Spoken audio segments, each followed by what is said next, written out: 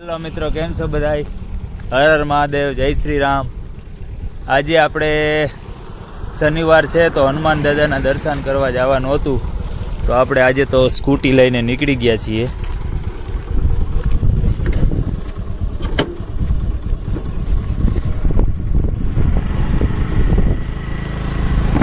સ્કૂટીમાં એકચ્યુઅલીમાં આપણે બહુ મજા ના આવે, બહુ ફાવે નહીં, કેમ કે સ્લીપ થવાનું બહુ બીક લાગે. વરસાદ બહુ થયો, બધે જ પાણી ભરી ગયા, વાતું ભૂર્યું, હાવ ભૂકાવો લાગી ગયો.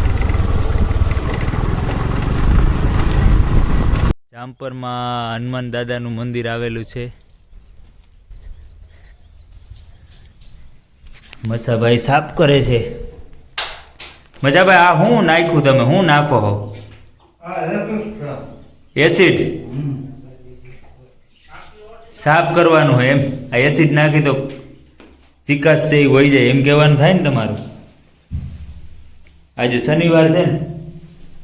આના ભક્તો ઘણા આવે છે ને ભાઈ, શનિવારે વાડી વિસ્તારના ઘણા આવે છે. એક મિનિટ મસાભાઈ, આ હનુમાન દાદાનું મંદિર છે, એના વિશે જરાક બે શબ્દ કયો તમે.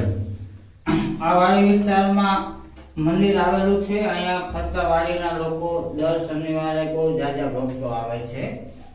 તો એમાં એવું છે, એ લોકો તેલ લઈ આવે છે અને હનુમાન દાદાને ધરે છે. પણ એમાં એવું છે, એ લોકોને ખ્યાલ ન હોય, અહીંયા દીવા કરવા તેલ રાખી જાય તો મંદિર બહુ બગડે નહીં અને હનુમાન બાપા માથે જડી જાય છે તેલ. એ લોકોનો ખ્યાલ નથી, હનુમાન દાદા રીઢા થઈ જાય છે. શાસ્ત્ર પૂરતું રાખીને તેલ અહીંયા સ્ટોક કરી દે તો દીવા કરવા થાય.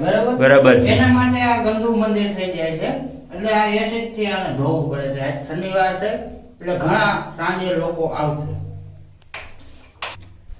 મચ્છાભાઈનું કહેવાનું એમ થાય છે કે જે લોકો અહીંયા શનિવારે તેલ ચડાવવા આવે છે, એ તેલ બધું જ હનુમાન દાદા ઉપર રેડી દે છે.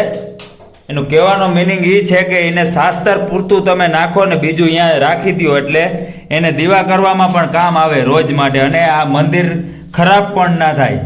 એના હિસાબે એને છે ને શનિવારે સાફ કરવું પડે છે એસિડ નાખીને. જો એસિડ નાખે છે, નકર આ ચિકાસ જાય નહીં તેલની. બરાબર ને મજાભાઈ?